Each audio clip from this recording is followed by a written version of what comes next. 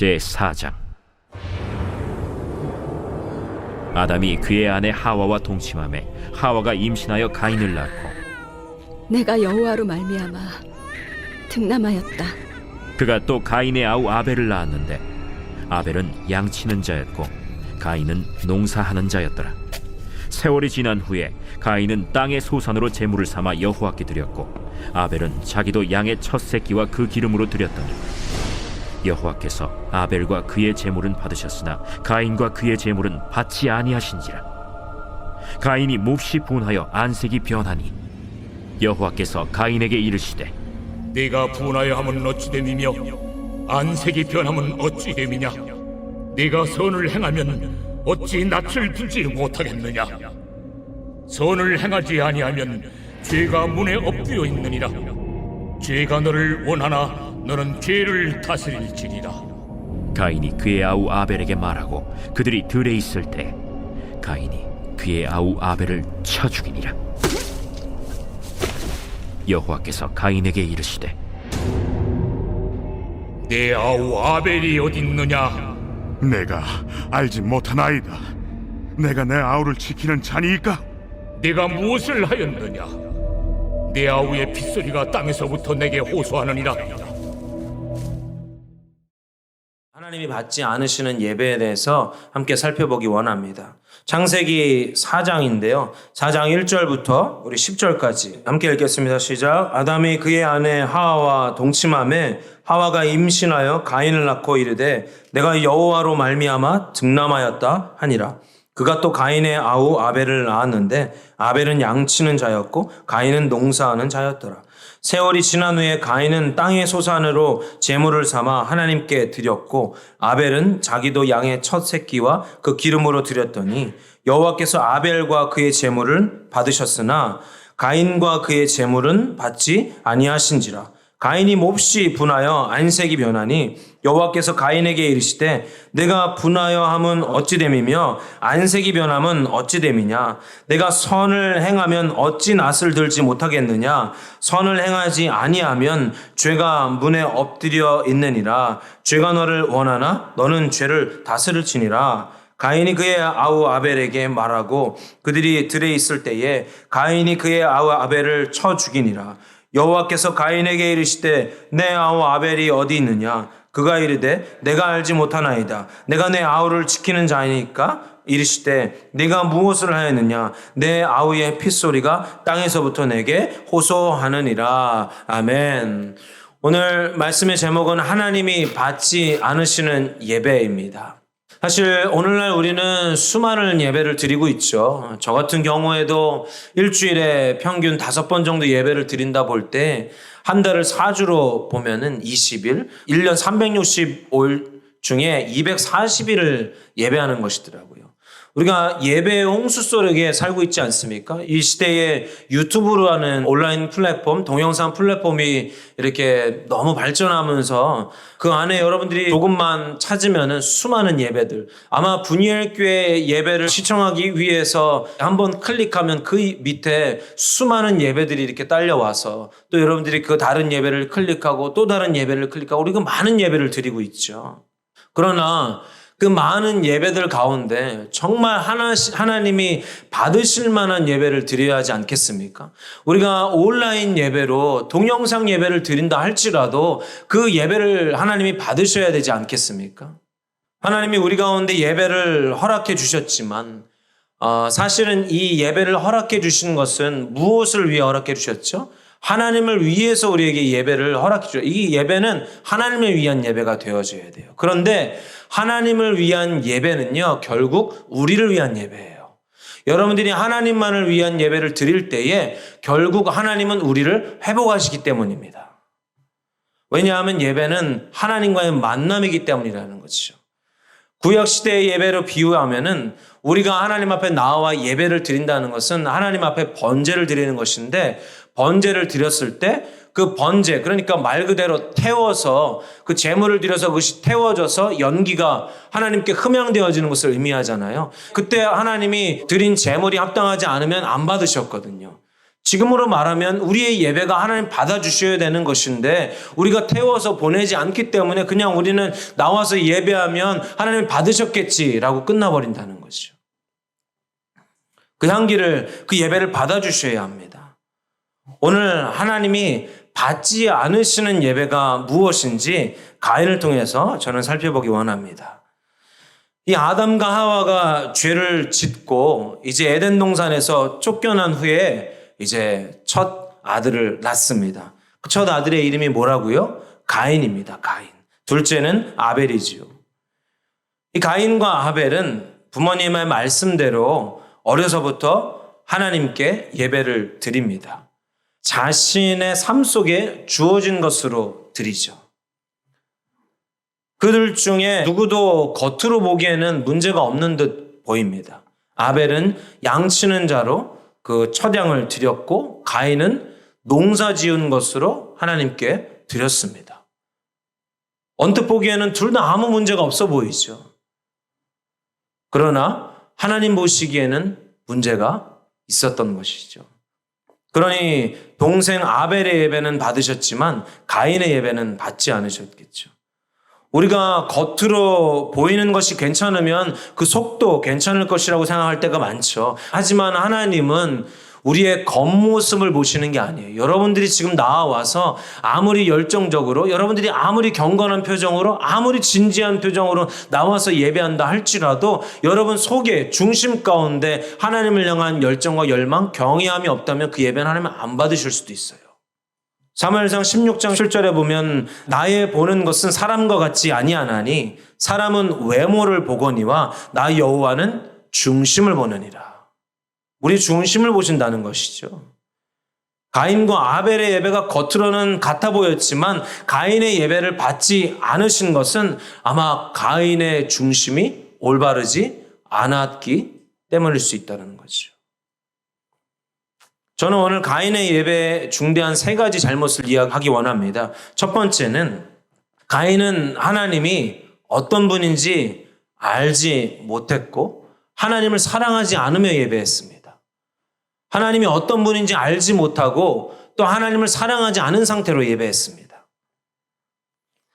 하나님이 어떤 분인지 안다는 것은 하나님의 성품을 안다는 것이거든요. 가인은 하나님의 성품을 알지 못했습니다. 하나님의 성품을 알지 못하면 어떻게 하나님과의 친밀한 예배를 드릴 수 있겠습니까? 여러분들이 누군가를 만났는데 그 사람의 성품을 제대로 알지 못하면 우리는 큰 실수를 할 수도 있어요. 그 사람과 친해지고 싶었는데 그 사람이 어떤 성품을 가지고 있는지 몰라서 그냥 내가 생각하는 그 사람을 바라볼 때 느꼈던 어떤 것으로 대했다가는 이 사람의 성품과 반대되어지면 그 사람은 깊은 상처, 그로 인해서 관계가 더 멀어질 수 있다는 것이죠. 예배는 하나님의 성품을 아는 것입니다. 가인은 하나님을 어떻게 생각했냐면요. 하나님을 그저 사람의 것을 취하고 자신은 하나님을 두려워하면서 숭배할 수밖에 없는 피조물로 생각했어요.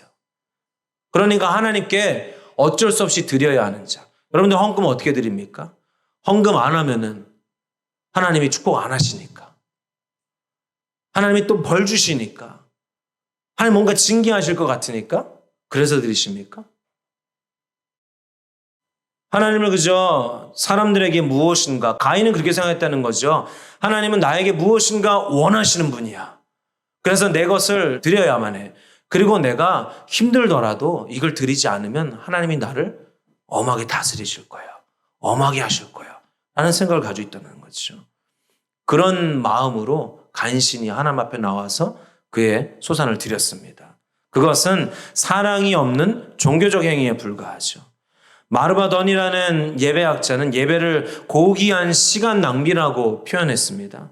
물론 이 말은 예배가 시간 낭비라는 것이 아니라는 것이죠. 우리는 하나님을 사랑함으로 하나님 앞에 고귀하게 시간을 드리고 있지만 세상 사람들이 보기에는 그것이 시간 낭비하는 것처럼 보고 있다는 것이죠. 여러분들도 하나님 앞에 이 드리는 것이 그냥 내가 종교적인 행위로 어떠한 간신히 그냥 하나님께 내가 안 드리면 예배 안 가면 하나님이 나를 뭔가 엄하게 무엇인가 징계할 것처럼 느껴지는 자세로 그래서 어쩔 수 없이 예배하고 있다면 그것은 시간 낭비에 불과합니다. 누군가 이런 말을 하는 것을 들었습니다. 이 낭비와 사랑이 만나면 헌신이 된다. 사랑은 헌신이죠. 사랑은 낭비하는 것입니다. 우리가 하나님을 사랑함으로 고귀한 시간 낭비를 드리면 우리의 신앙생활에는 헌신이 나타나게 되어 있습니다.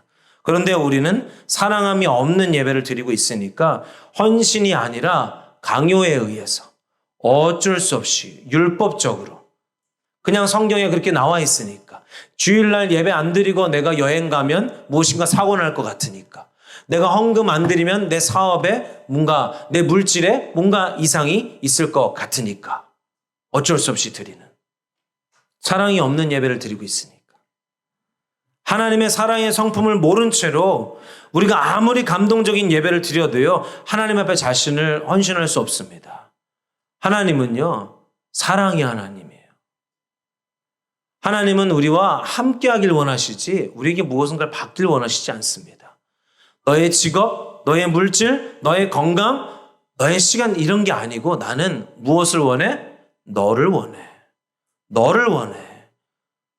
너의 잘생김, 너의 무엇인가 율법적으로 화려함, 경력의 화려함 이런 것을 원하는 게 아니야. 내가 원하는 건 너를 원해. 그럼 한번 따라해 보시죠. 저것은 저거고 이것은 이것이다. 이게 뭔지 아세요? 여러분 삶 가운데 여러분들이 아무리 어떤 일들 통해서 여러분들이 뭔가 자존감이 내려지는 무엇인가 큰 실수를 저지르고 무엇인가 여러분들이 하나님 앞에 나가지 못할 것 같은 뭔가 죄책감 드는 일들, 어려움들 가운데 여러분들이 작아지는 그런 일들이 있을지라 할지라도 그것은 그거예요. 그건 그거예요. 이것은 이것이 무엇이냐?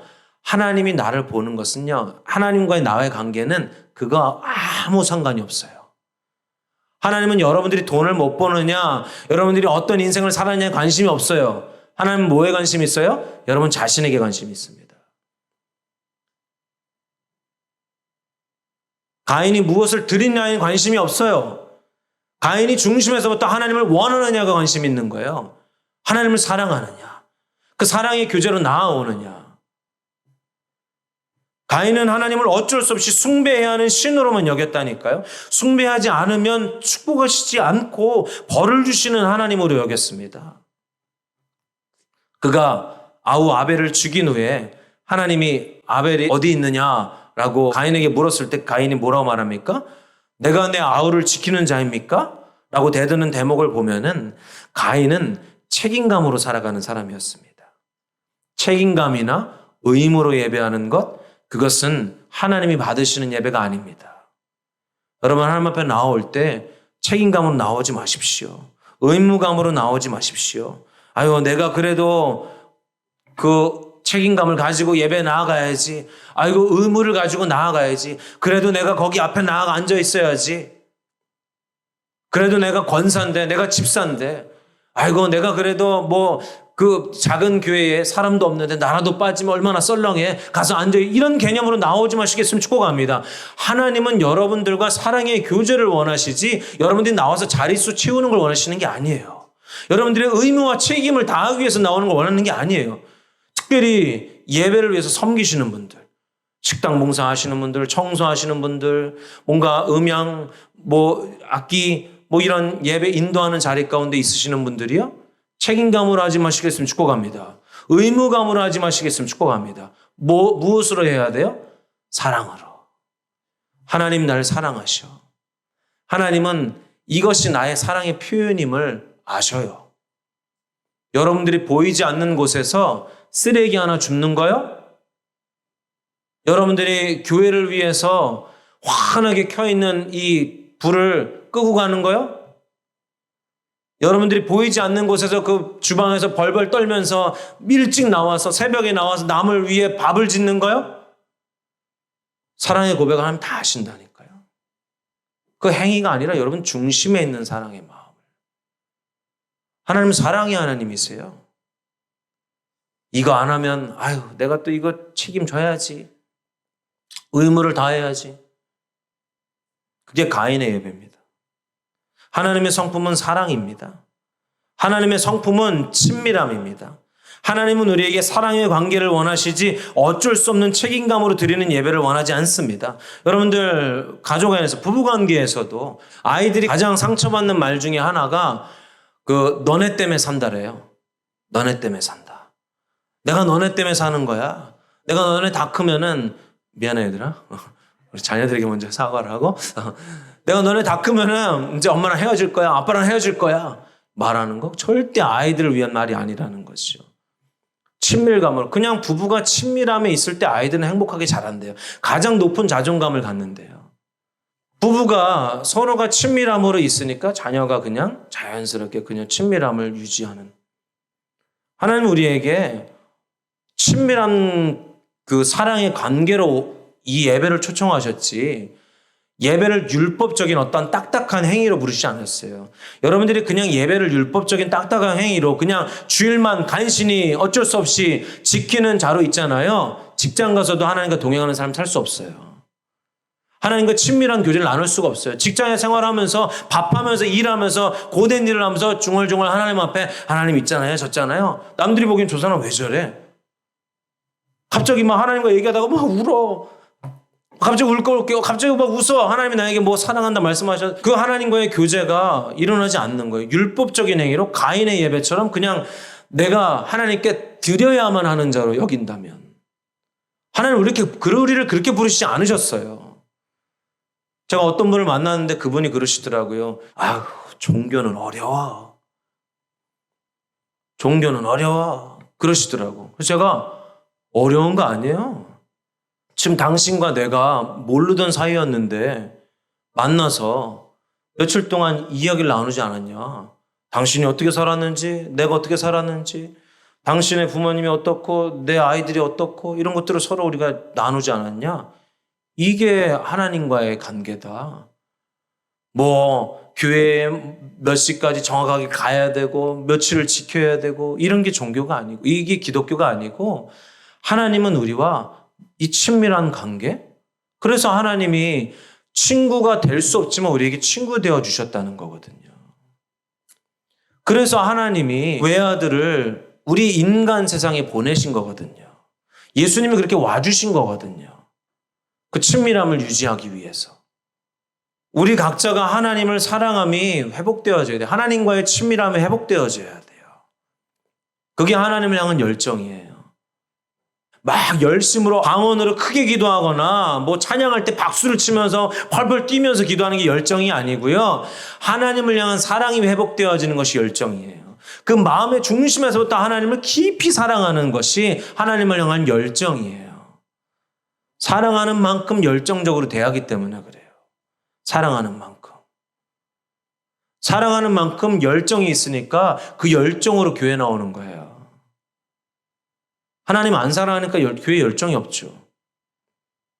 일주일에 한번 간신히 나와서 그냥 예배 그냥 쥐죽은 듯이 있다가 예배 땡! 할 일 했어.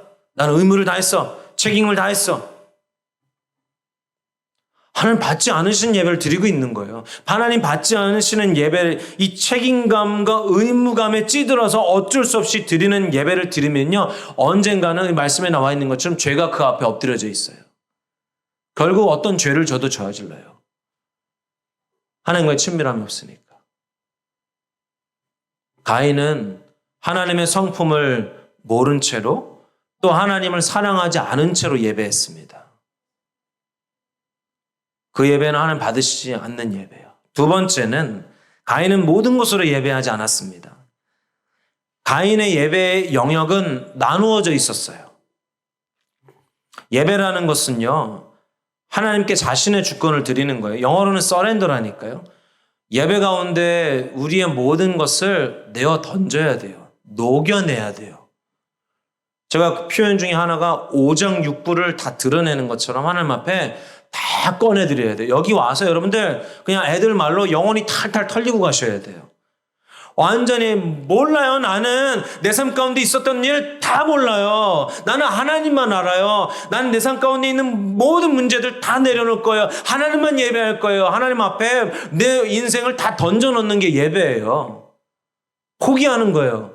내 인격, 내 성별이 뭔지, 내 지위가 뭔지 이거 다 내려놓고 예배하는 게 예배예요. 할렐루야. 여러분 그렇게 예배하십니까? 하나님의 언약궤가 이제 돌아올 때에, 빼앗겼던 언약궤가 이스라엘로 돌아올 때에 다윗이 저 멀리서부터 그 영화가 있어요. 그 리차드 기어가 주연으로 한 영화가 있는데 그 영화 그 장면이 이렇게 다윗이 춤추는 장면이 나오는데 그걸 보면 근데 너무 눈물이 나더라고요. 막.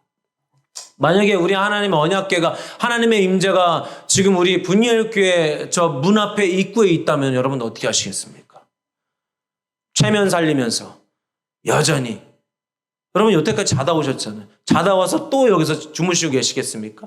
매일 딴 생각하고 매일 공상, 염려, 근심 속에 빠져 있다가 하나님의 임재가 저기 있는데도 여전히 거기에 빠져 계시겠습니까? 내 지위, 지금 내 성별, 내 이 문제들 생각하시면서 여전히 머물러 계시겠습니까? 다윗은 그때 자신이 왕이라는 것, 여러 가지 문제들, 모든 것들을 내려놓고 어떻게 해요? 옷을 벗어요. 처음에는 왕처럼 딱 팔을 들어요. 그러니까 옆에 신하들이 와서 옷을 싹, 옷걸음을 풀면서 옷을 벗어요. 나 어디까지 벗나 했더니 거의 속옷이 보일 정도까지 벗어요. 그리고 그 영화에서도 리처드 기어 얼마나 멋있게 생겼어요. 리처드 기어 잘생긴 얼굴인데 되게 우스꽝스럽게 막 춤을 막 추면서 앞으로 나가요. 덩실덩실. 근데 그 춤 사위에 하나하나에 뭐가 들어가 있냐면은 하나님을 향한 열정, 하나님에 대한 사랑, 하나님에 대한 이 속에 있는 그 고백들이 나타나는 거죠. 얼마나 눈물이 나든지. 하나님의 임재 앞에 나갈 때 우리는 우리의 모든 주권과 내 인생, 내가 진짜 제가 싫어하는 노래 중에 하나인데 먼지가 되어진 것처럼 먼지처럼 내가 아무것도 아닌 것처럼 그냥 하나님의 임재에 감격하며 그분 앞에 그냥 모든 것을 쏟아놓는 거예요. 모든 것을 내어놓는 거예요. 지난 수요일 여러분 그 하나님의 임재를 많이 경험하셨습니까? 우리 다 그랬잖아요. 우리 다 그날 우리의 영혼을 다 그 찬양과 경배 가운데 갈아 넣었거든요. 저조차도. 막 뭐 말씀을 어떻게 전해야 되겠다. 기도 제목이 이거다 저거다 이런 거 하지 않고 그냥 찬양 가사 하나하나에 그냥 마음을 싣고 온 마음과 온 생각과 내 모든 것을 다해서 거기 막 갈아 넣었거든요. 그렇게 예배하셨던 분들은 하나님의 강력한 임재를 경험하실 줄 믿습니다. 그렇게 안 하고 어중간히 반만 어중간히 딱 요만큼만 그냥 넣어드리는 거죠. 요만큼만 예배할 때 하는 거죠. 딱 100%가 아니라 99%, 99.9%라도 하나님 원하시지 않으세요. 100%를 원하시지. 조금 남겨두고 하나님 그들 내가 요 정도는 내가 그래도.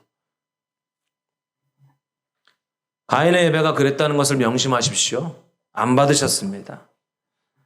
하나님과의 만남은 그저 예배 행위를 했을 때 이루어지는 것이 아니라 우리의 내면에서부터 하나님이 나의 삶의 주권자임을 인정할 때 주님이 우리를 만나 주십니다.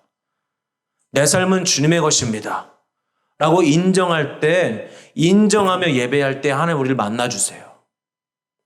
그냥 얻어 걸리는 게 아니에요. 어느 날 예배처럼 일주일에 한 번 드리는 주일 예배처럼 그냥 오늘도 아무 생각 없이 뚫레뚫레 와가지고 앉아서 하고 찬양하고 그랬는데 하나님이 갑자기 확 강력하게 임해가지고 눈물이 또르르 흘러서 아 은혜 받았다. 하나님 만났다 라고 하는 게 아니고요. 하나님 앞에 그냥 일주일에 한 번 드리는 오늘도 가야지 하고서 그냥 간신히 입고 나오는 수준이 아니라 하나님 앞에 모든 것으로 나의 생명의 주권, 나의 모든 삶의 주권, 우리 마지막 찬양한 것처럼 내 모든 삶 주님의 것이니 주님이 다 하여 주십시오라는 마음으로 나올 때에 그렇게 드릴 때에 하나님 우리를 만나 주신다니까요. 한쪽 주인을 냅두고 한쪽 주인은 냅두고 하나님이 나의 주인입니다. 아무리 내가 이렇게 고백해도 하나님 만나주시지 않는다고요. 하나님이 나의 온전한 주인이십니다 라고 할 때 진짜 그분이 오셔서 통치하십니다. 진짜. 가인의 예배는 그랬다니까요.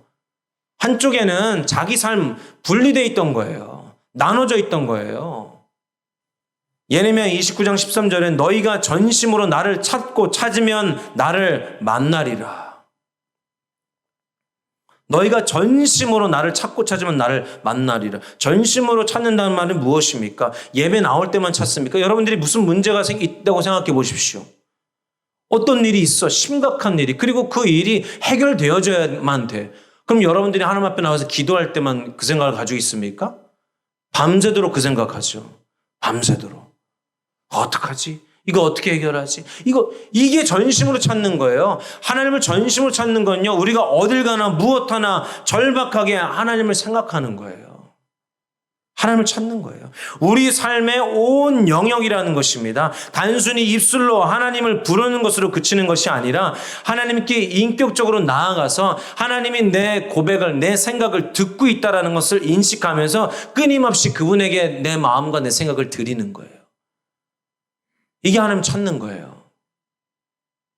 이게 기도고. 그런데 우리는 분리합니다. 어떻게 분리해요? 우리의 모든 삶을 예배하는 삶으로 살지 않고 하나님을 찾는 삶으로 살지 않고 교회 나올 때만 예배자가 되죠. 교회 나올 때만 중보자가 됩니다. 교회 나올 때만 하나님과의 친밀한 자가 됩니다. 그리고 집에 돌아가고 학교에 돌아가고 직장에 돌아가서는 하나님과 전혀 상관없이 살아가죠. 그 말은 뭐예요? 우리의 예배가 형식이 되었고 책임이 되었고 의무가 되었다라는 거예요. 그냥 책임과 의무를 다하는 날 수요 예배, 목장, 그리고 주일만 된 거예요. 그 이후의 삶은 하나님과 전혀 상관없이 살아요. 분리한 거죠. 분리된 거죠. 왜? 직장은 내 소관이니까. 가정은 내 소관이니까. 내 주권을 가지고. 앞으로 일터 사역에 대해서 나누고 싶어요. 하나님이 우리 분이엘 교회를 그 방향으로 인도하고 계시지 않나 생각이 들어요. 왜냐하면은 직장에서 이렇게 월급을 받으시고 직장 동료들과 사람들을 만나고 그냥 개인이 혼자 어떤 이렇게 사업하는 게 아니라 여러 사람들과 함께 직장 생활 하시는 분들이 많아요. 근데 이제 하나님이 그동안에는 우리가 교회되는 것에서 하나님 많이 말씀하셨거든요. 그래서 각 사람이 교회로서 자라났어요.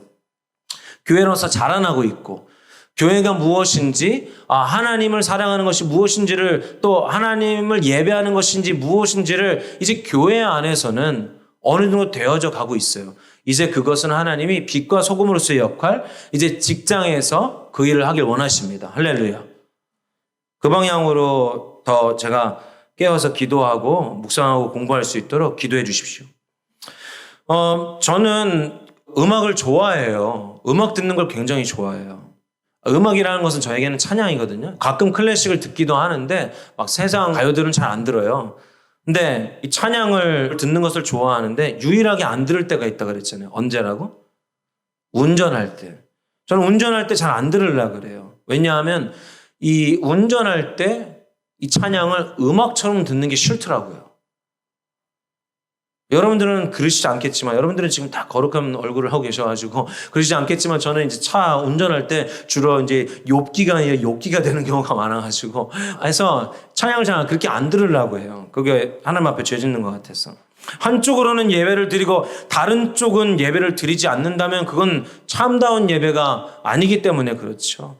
에이든 토저 목사님은 사마리아인의 예배가 있다라고 얘기하더라고요. 그 사마리아인의 예배가 무엇이냐면 이단적인 예배래요. 이단적인 예배. 이단의 뜻이 뭡니까? 처음은 같으나 끝이 틀리다. 그러니까 우리가 똑같이 신앙생활을 해도요, 똑같은 자리에서 이 가인과 아벨이 똑같이 물질을 드리고 예배를 드렸어도요, 하나님은 어떤 사람의 예배는 받으시고 어떤 사람의 예배는 받지 않으시는 거예요.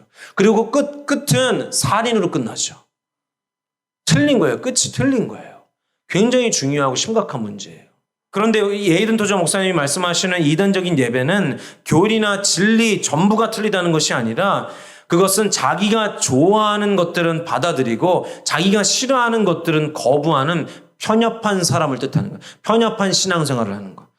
내가 이건 좋아하고 내가 찬양과 경배는 좋아하고 그런 분들이 있거든요. 찬양과 경배할 때는 굉장히 열정적으로 해요. 근데 말씀 시간에 어떻게 해요? 굉장히 열정적으로 자요. 이거는 영적인 부분이에요. 이거는 육체적인 피로가 아니라 영적인 피로예요. 특별히 권위자에 관한 것. 그래서 자기가 어떤 거는 받아들이고 이 부분까지는 내가 허용이 돼. 그런데 이 부분은 내가 받아들일 수 없어. 이것을 뜻한다는 거죠. 우리 이단을 너무 싫어하잖아요. 그런데 우리가 이단적인 그 신앙생활을 하고 있다는 거예요. 내가 골라서, 내가 취해서, 내가 받아들일 수 있는 부분들까지만. 삶의 각 부분들로 나누어서 한쪽은 하나님을 예배하고 다른 쪽은 내가 지배하며 나를 예배하든 돈을 예배하든 내 삶의 어떤 부분들을 예배하고 있는 것이죠. 그것이야말로 이단적인 예배, 사마리아 예배라는 것입니다. 또 에이든 토저 목사님이 이런 말씀도 했어요. 사람들이 자연 예배라는 것도 한다. 이것은 종교적인 명상과도 같아요. 여러분, 묵상과 명상을 오해해서는 안 돼요. 묵상은 유진 피터스 목사님 말씀하신 것처럼 여러분들이 직장 가기 전에 또는 잠들기 전에 아침에 일어나서 잠깐 15분 보는 것을 묵상이라고 말하지 않는다니까요. 말씀드렸잖아요. 유진 피터스 목사님이 예를 든 게 강아지를 예로 뒀다 그랬잖아요. 자기가 기르는 개. 그 개가 그 캠핑을 데려나가면은 산속에서 죽어있는 동물들의 사체를 가지고 온대요. 사체를 가지고 와서 어떻게 해요? 일단 주인 앞에 가져온대요. 그리고 그걸 보여주고 막 꼬리도 흔들고 막 자기 잘했냐는 듯이 쳐다보기도 하고. 그럼 주인이 그러면 흐뭇하게 웃으면서 그래 너 먹어 너 가져 이렇게 얘기한대요. 그러면은 그 개가 이제 그것을 자기가 원하는 안전한 장소 가운데 가져가서 바로 먹질 않는데요. 어떻게 해요? 한참 쳐다보고 막 이렇게 갔다 저리 갔다 하면서 으르렁 하면서 우리 가을이도 보니까 진짜 맛있는 걸 주면요 한 번에 안 씹어요. 입에 넣었다가 뺐다가 넣었다가 뺐다가 하더라고요. 그러다가 자기가 먹고 싶을 때 꿀떡 먹죠. 하나님의 말씀, 하나님을 묵상하는 것은 우리가 내가 좋아하는 것을 계속 보면서 관찰하고 그것을 누리고 그것을 즐기고 그것을 통해서 기쁨을 경험하고 있는 공급처로 삼는 것을 묵상이라 그래요. 명상은 뭡니까? 멍 때리는 거예요. 아무 생각이 없는 거예요. 그냥. 많은 사람들이 자연에서 하나님을 묵상한다 그래요. 그래서 자연에 나가야 자신은 하나님을 본다 그래요. 그래서 자연을 보면 명상합니다. 자연에 나가서만 하나님을 만날 수 있다고. 자연을 통해서만 하나님을 만날 수 있다고. 너무도 무서운 거죠. 우리의 예배는 예수 그리스도 오직 성령을 통해서 그분을 인식할 수 있죠. 그래서 여러분들이 성령은 어딜 가나 무엇 하나 나와 함께 하시는데 여러분들이 어딜 가나 직장에서나 가정에서나 여러분들이 그 아골골짝 빈들에 있어서나 여러분들이 그 사막의 계곡 안에 있을지라도 여러분들이 하나님을 인식할 때 하나님이 여러분들과 함께하고 계심을 경험하실 수 있다는 거죠. 예술의 예배도 있대요. 그건 뭐예요? 음악이나 미술, 시들을 통해서 예배하는 거예요. 우리가 이런 식으로 찬양이나 어떠한 미술이나 이 시들의 또 영상이나 이런 거를 통해서만 하나님을 경험하고 하나님의 임재를 느끼는 것, 그거 역시 이단의 예배라는 거죠. 찬양의 가사 안에 우리 영혼을 녹여 경배하지 않고 그냥 떠다니는 그냥 들리는 멜로디에 우리의 귀를 맡기고 몸을 맡기고 있을 뿐입니다. 그 예배 후의 특징이 뭔지 아세요? 그런 예배를 드리면 멜로디나 이 예배의 분위기나 어떤 리듬이나 그런 예술적인 예배를 드린 다음에 나타나는 그 특징 뭐냐 하면 공허함입니다. 공허함. 채워지지 않은 공허함. 그래서 또 그런 걸 원해요. 또 그런 자극적인 걸. 그래서 그런 자극적인 것을 어디에 찾아요? 유튜브에 찾죠. 또. 그리고 계속 그것을 들어요. 먹어요. 그래도 삶이 안 변해요. 여전히. 저는 그 부분에 대해서 그 사마리아 여인을 통해서 말하고 싶은 거예요. 영원히 공허하지 않은 것. 영원히 목마르지 않은 예배. 그 예배가 뭐예요? 신령과 진정으로 예배하는 거죠. 자신이 원하는 감정의 방식으로만 예배했기 때문에 그래요. 머리로는 자신이 예배하러 왔다고 생각하고 왔을 뿐이지 전혀 하나님과 상관없는 예배를 드리고 돌아갔기 때문에 그렇죠. 하나님이 함께 하시지 않은 예배, 하나님이 받으시지 않았던 예배. 예배 안에 성령의 조명하심을 통해 회개가 일어나고 자신의 모습에 대한 통회한 심령으로 감화되어져야 하는데 머리로만 육체적으로만 예배를 하고 돌아가니까 공허하기만 한 거예요. 아무리 예배해도 그 공허한 예배는 삶의 변화가 일어나지 않는 것. 요한복음 4장 24절 하나님은 영이시니 예배하는 자가 영과 진리로 예배할지니라. 영과 진리로 예배하라고 분명히 말씀하셨죠. 성령이 주관하시는 예배와 진리에 부합한 자신의 상태로 돌아가는 것이 예배 후에 변화된 우리의 모습이어야 합니다. 성령이 여러분 가운데 예배 가운데 비추셨다면요. 여러분 삶 가운데 말씀 보는 것이 반드시 이루어져야 돼요. 그냥 여기에서 은혜 받았어. 너무 좋은 얘기했어. 너무 감동적이었어. 하고 삶 속에 가서는 말씀 한 구절도 안 봐요? 진리로 돌아가는 것이 아니죠. 돌아가야 할 자리를 모르는 거예요. 어느 모양으로 가야 할지를 모르는 거예요. 여러분의 삶을 분리하지 마십시오. 여러분의 신앙과 예배와 삶을 분리하지 마십시오. 여러분 빨간 자동차 이론이라는 것을 아십니까? 여러분들에게 빨간 자동차를 보았을 때 저에게 봤다라고 하면서 사진 찍어서 카톡을 보내면 제가 여러분들에게 10만 원씩 준다고 해봅시다. 그럼 여러분들 어떻게 하시겠어요? 온통 빨간 자동차만 찾아다니고 또 어딜 가나 빨간 자동차만 보이겠죠. 그죠? 하나님을 찾는 것이란 이런 것입니다. 하나님은 주차장에도 계시고 하나님은 학교에도 계시고 하나님은 내 직장에도 계시고 가정에도 계시고 하나님은 길을 걷다가도 하나님은 언제든 어디든 우리와 함께 하심을 믿으며 우리가 하나님을 찾고 찾을 때에 우리는 어디에서든 하나님 만날 수 있어요. 예배당에서뿐만 아니라 하나님 만나면 그 생명의 능력이 나에게 부어짐에도 불구하고 우리는 10만 원 받는 것보다도 하나님을 안 찾을 때가 많죠.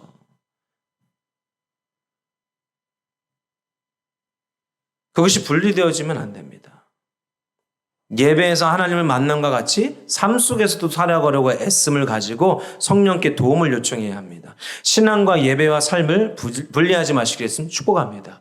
교회에 있는 것 같이 직장에서도, 교회에 있는 것 같이 학교에서도, 교회에 있는 것 같이 가정에서도 그렇게 사실 축복합니다. 여러분 힘드시지만 마지막 세 번째는 가인은 자기의 의로 예배를 드렸기 때문에 하나님 받지 않으셨습니다. 자기 의로 예배를 드렸기 때문에. 가인은 자기 의가 충만한 상태로 예배를 드렸습니다. 마치 자기가 드린 것이 마땅히 하나님께서 받아야 하는 거신양 예배를 드렸다는 거예요. 자기가 하나님께 드리는 것을 하나님이 거부하면 안 돼. 무조건 받아야 돼. 내 예배를 안 받으시면 그건 내 손해가 아니라 누구 손해라고 생각해요? 하나님 손해지. 오늘날 우리도 그러지 않습니까? 내가 예배를 안 하면 하나님 손해지. 하나님을 믿는 백성이 하나 사라지는 건데 하나님 손해 아닙니까? 오늘날 우리의 성도들의 신앙생활을 자본주의로 하고 있기 때문에, 자본주의가 뭐예요? 돈으로 하고 있기 때문에 자기를 헌금 몇 푼의 사람으로 인식해요. 자기 자신을. 자기 월급의 10분의 1을 헌금하면 고작 몇십만 원이죠. 제가 여태까지 그 11조로 몇천만 원 하시는 분은 못 봤거든요. 아직. 보통 몇십만 원, 많이 하셔도 100만 원 미만으로들 하시는 건데 그것이 꼭 자신이라고 생각해요. 저는 이게 굉장히 마음 아프더라고요. 몇십만 원, 내가 몇십만 원의 값어치밖에 안 되는 사람으로 자신을 인식하는 거예요. 자기가 안 나가면 교회가 손해라는 것처럼. 예전에 어느 분이 이 목사들에게 서운하다고 11조를 안 하시겠다고 하시더라고요. 그래서 제가 그 주 설교 시간에 그랬어요. 교회에 지분 투자하십니까? 지금 교회에 지분을 주식 투자하듯이 투자하고 계십니까? 이렇게 말씀을 전한 적이 있어요. 11조는요, 하나님께 나의 삶의 주권이 있습니다. 하나님이 내 삶의 주관자이십니다. 모든 것이, 내 삶의 모든 것이 주님의 주권 아래 있습니다라는 고백으로 드리는 헌금의 예배예요. 예배. 우리 세 가지의 예배가 있거든요. 삶의 예배, 찬양과 경배의 예배, 헌금의 예배. 그것은 누굴 주기 위한 예배를 드리는 것이 아닙니다. 헌금이 어디에 쓰일지는 하나님이 일하실 부분이고 나는 지금 내 주권의 고백을 주님께 드릴 때에 하나님이 기뻐하시는 거죠. 내 모든 삶의 주권이. 그래서 이 돈이 굉장히 중요하다니까요. 돈 없으면 우리 못 살잖아요. 이건 세상의 이치예요. 잘못된 게 아니에요. 돈 없으면 못 살아요. 돈 없으면 먹지도 못하고요. 돈 없으면 교육도 못 받고요. 돈 없으면 아무것도 못하는 세상이에요. 그런데 이 아무것도 못하는 세상, 그 돈의 주관자가 누구인지 인식하는 게 굉장히 어려워요. 그래서 여기 똑같이 예배하고 있어도요. 어떤 사람은 그래도 돈이 최고지. 돈이 내 삶을 주관하지. 그래도 돈이 나를 살려주지라고 생각하시고 예배하시는 분들도 계시다니까요. 그건 누구만 하세요? 그 중심을? 하나님만 하신다는 것이요. 그래서 더 두려운 거예요. 사람이 안다면은 불러가지고, 목사가 안다면은 불러가지고, 집사님, 지금 그런 중심을 가지시면 안 됩니다. 라고 얘기해서 회개라도 시켜줄 텐데, 하나님만 하시는 거예요. 하나님만, 그 중심을. 그러니까 어떤 사람의 예배는 하나님 받으시고 계시고, 어떤 사람의 예배는 받지 않으시고 계시는 거예요. 내가 하나님 받지 않으시는 예배를 드리는 자가 되고 싶습니까? 내가 여기에서 이렇게 예배를 드렸는데 하나님 받으시지 않으신다면 얼마나 슬픈 일이에요. 안 그렇습니까? 그게 나중에 구원과 연결되어져 있다니까요. 제가 그랬잖아요. 방학이 끝난 다음에 자, 방학 숙제 꺼내보세요 했는데 내 친구들은 다 꺼냈는데 준비물을 다 꺼내고 그 수수깡으로 만들어서 탁 내놨는데 나는 못 내놔가지고 그 초조함, 불안함. 천국에 가는 똑같이 예배했다고 생각했는데 아싸 이제 우리 하나님 만난다 해가지고 딱 만났는데 여러분 철로역정 보셨어요? 철로역정 보시면 거기 딱 이제 이름 부르는 데잖아요. 거기서 딱 저 누구 안요한 탈락. 김영 안 돼 탈락. 아내를 너무 사랑한 죄. 누구 뭐 황수연 괜찮네요. 합격. 물론 하나님이 이러시지 않으시겠지만 우리가 똑같이 예배하고 똑같이 하나님께 드렸는데 아벨의 예배처럼 받으시는 예배가 있고 받지 않으신 예배는요. 내 삶의 주관자가 누구이신지 선명히 인식하며 내가 예배를 할 때 그 예배를 받으신다는 거예요. 그 예배 세 가지가 삶의 예배고 내 삶의 주권이 주님께 있습니다. 그러니까 내가 사나 죽으나 무슨 일을 당하나 무슨 일을 하든지 겪든지 다 주님의 주권 안에 있습니다. 주님을 위한 삶을 살겠습니다라는 이 삶의 예배. 그리고 두 번째는 찬양과 경배 예배. 오장육부를 다 내어드리며 주님 앞에 그냥 내 체면, 내 상황, 처지, 내 신분, 내 성별, 내 나이 모든 것 사라지고 주님만 바라보며 예배하는 거. 내 모습의 주권이 주님께 있으니까. 마지막 세 번째 헌금의 예배. 내 삶에 10원짜리 한 장 하나 그 주님이 허락해 주시지 않으시면 나에게 있을 수 없습니다. 이것은 주님의 것입니다. 세상 사람도 하나님 믿는 사람들은 그냥 얼떨결에 나온 돈이라 할지라도 그 돈의 주권이 누구에게 있는지 알아요. 근데 믿는 자들은 우리들은 그 주권이 나에게 있다고 생각해요. 내가 벌었고 내가 채웠고 내 노력의 결과고 그래서 그 돈의 주인이 내가 되고 결국 그 주인을 또 불리기 위해서 그 노예가 되고 돈의 노예가 되고 누굴 주기 위한 헌금을 드리는 게 아니죠. 내가 그 고백을 작든 많든 돈 없으면 살 수 없는 이 세상의 원리 이치 가운데 있음에도 불구하고 그 주권이 주님께 있음을 고백하며 드릴 때 하나님은 그것을 여러분 오해하지 마십시오. 굉장히 기뻐하세요. 왜냐하면은 돈 없으면 못 살잖아요. 어떻게 보면 우리 삶 가운데 가장 중요한 것일 수 있어요. 이거 없으면 이 세상을 살아갈 수가 없어요. 돈 없이도 나는 자연인이다 보셨습니까?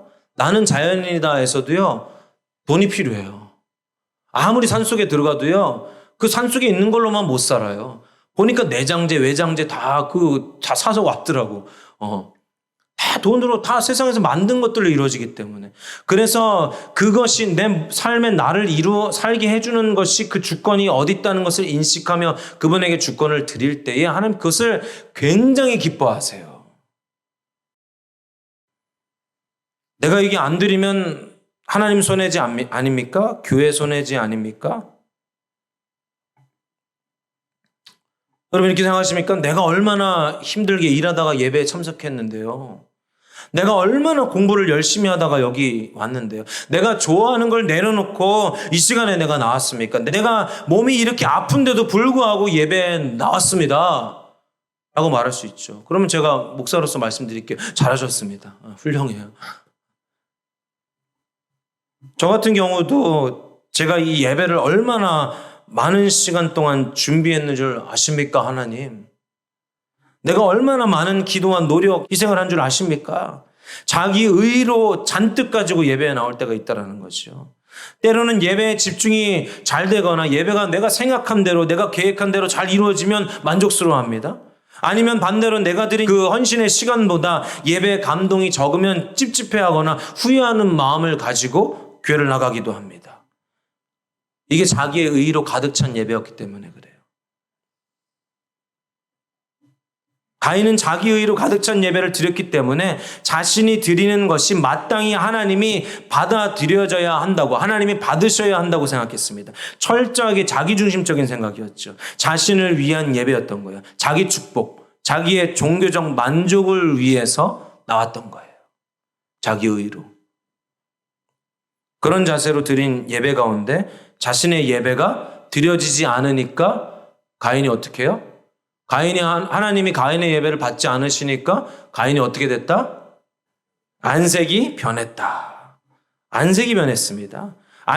자기가 예배를 그렇게 최선을 다해서 드렸는데 받아들여지지 않자 안색이 변합니다. 한국교회가 의무와 책임으로 자기 그 의로 예배에 왔기 때문에 지난 시간 예배에 왔기 때문에 자기 스타일의 예배, 또 자기의 그 예배에 대한 헌신도가 이렇게 그 교회 안에서 인정되어지지 않으면 어떻게 해요? 교회를 떠나는 거예요.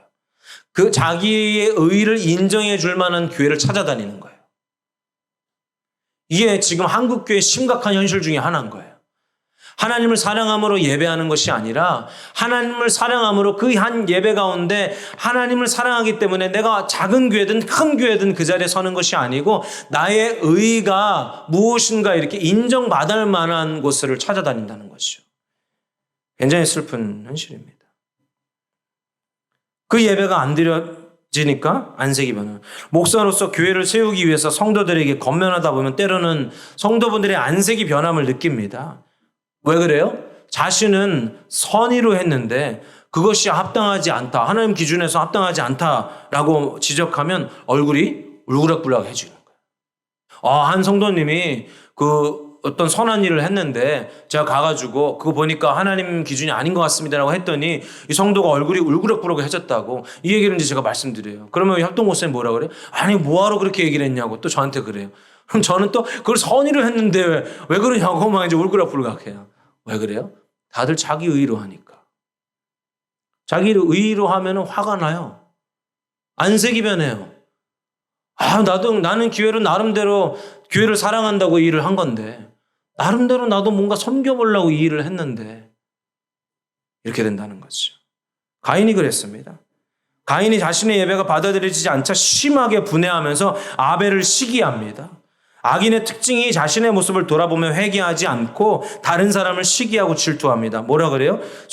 이렇게 목회자들이 성도들에게 그렇게 권면하거나 리더들이 권면하면 지금 저 리더가 나를 시기하는 거야. 내가 잘하고 있는데 날 시기하니까 잘하는 거야. 이렇게 생각해 버리는 거예요. 가인. 다른 사람을 시기하고 질투한다는 것, 결국 가인과 같은 죽음을 자초하는 것이죠. 수많은 예배를 드려도 만남이 일어나지 않음은 영혼이 메말라가고 있다는 증거입니다.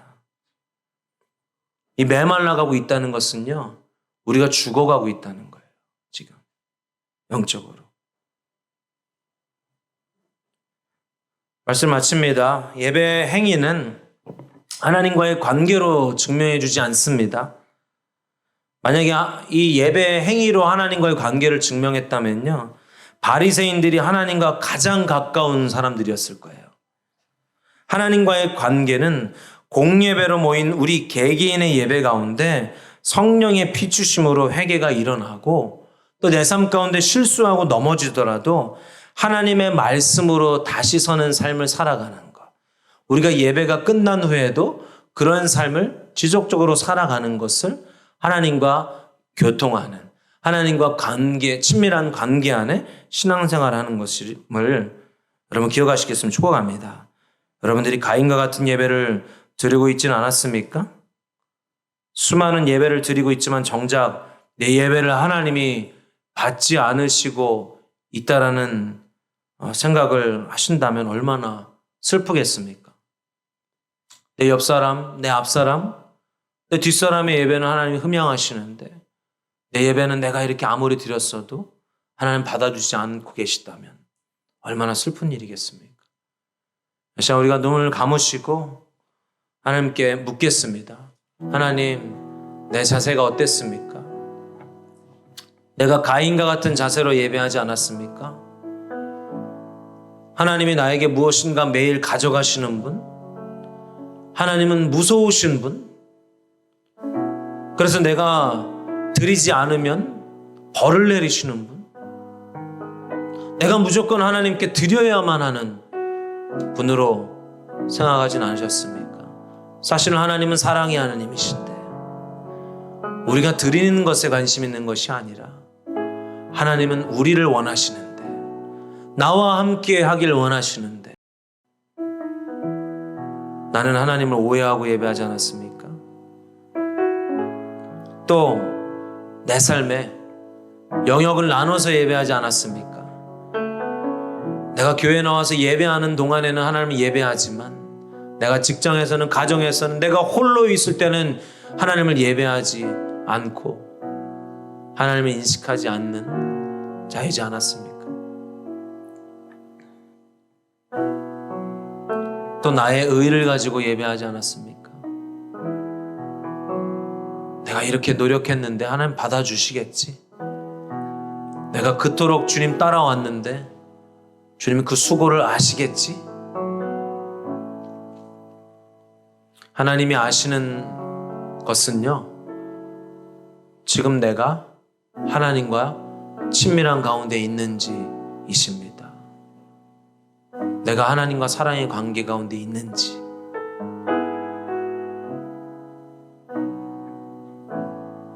여러분 책임과 의무를 내려놓으시고 사랑의 관계의 예배로 들어가시겠으면 축복합니다. 이제는 우리 주 예수 그리스도의 은혜와 하나님 아버지의 무한하신 사랑하심과 성령님의 감화 감동 교통하심의 역사하심이 이제 이곳 가운데 가인의 예배를 내려놓고 이제 그 친밀함의 예배로 나아가기로 결단하며 하나님과의 만남을 간절히 소망하며 겸손히 머리 숙인 우리 성도 한 사람 한 사람 머리 위에 이제 인격적이신 하나님이 오셔서 우리와 만남을 허락하여 주시고 영원한 사귐 가운데 들어가는 놀라운 축복이 지금부터 영원까지 함께 계실지어다. 아멘.